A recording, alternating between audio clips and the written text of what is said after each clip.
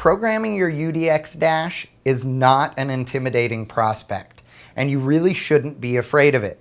This thing is a rather dumb object. Although it's fancy and although it does a lot of really cool things, it'll only do those if you tell it to. So regardless of the data that's showing on the screen, those things are all configurable by you. And like the IQ3 dash, the UDX also has 4 screens or pages worth of data that can be displayed here on the dash. You can toggle through those, you can assign the location for data being displayed, and all of that, again, customizable by you. It will only display data that it can gather either from an atomic EFI system or from sensors that you have installed throughout the vehicle. But you don't have to display data from all of them. You get to tell it which ones you want to see and which ones are more important, and therefore decide which page they're going to be listed on.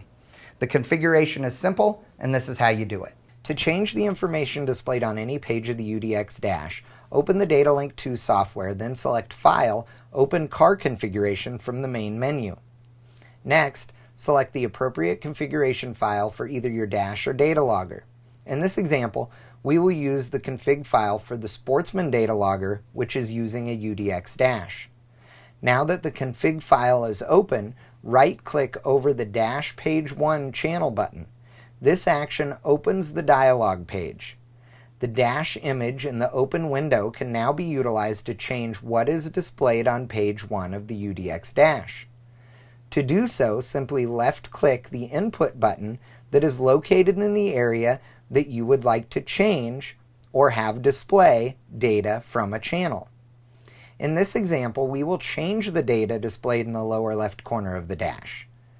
Next, in the pull-down area, select the channel to be displayed, the readings to average value. Note, this value just reduces the refreshing rate of the channel, which will make the data easier to view.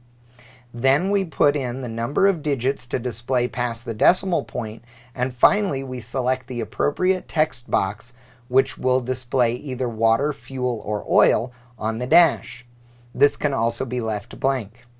In our example, we programmed the dash to display oil pressure in the lower left corner with no text displayed above the channel value. Finally, select the Send Configuration button, then select OK, and OK again, and ensure that your PC is connected to your data recorder or dash using the Racepak programming cable and that all devices are powered up. To change any of the 6 warning lights, select the desired warning light by right-clicking over one of the 6 dash warning buttons in the configuration file. In this example, we will program dash warning 1. In the VNet warning module's channel parameter window, locate the Input Channel 1 area. The Input Channel 1 window allows you to select the channel that will trigger the warning, in this case oil pressure. We would like for the warning light to come on when oil pressure is below 10 and above 75 pounds. In the low alarm limit area we will enter 10, and in the high alarm limit area we will enter 75. Since we want the warning to trigger when oil pressure is below 10 or above 75, we will select Output when values fall outside window.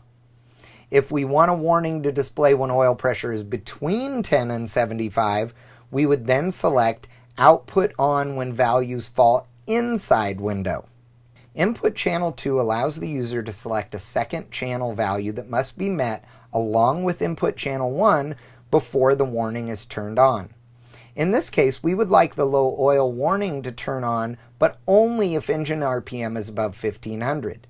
This will prevent the warning light from displaying every time the unit is powered on, given that the oil pressure will always be below 10 pounds before the engine is started, which would trigger a warning. So let's select engine RPM for Input Channel 2, a low alarm limit of 1500, and a high alarm limit of 9000. Next, select channel value as inside warning limit window and a channel tag of engine RPM.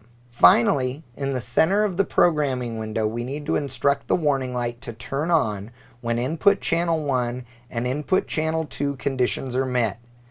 We do this by selecting both channels meet condition. Last, select the Send Configuration button, then select OK, and OK again, and remember to save all changes using the Save icon on the left-hand side of your screen before closing the Data Link 2 program.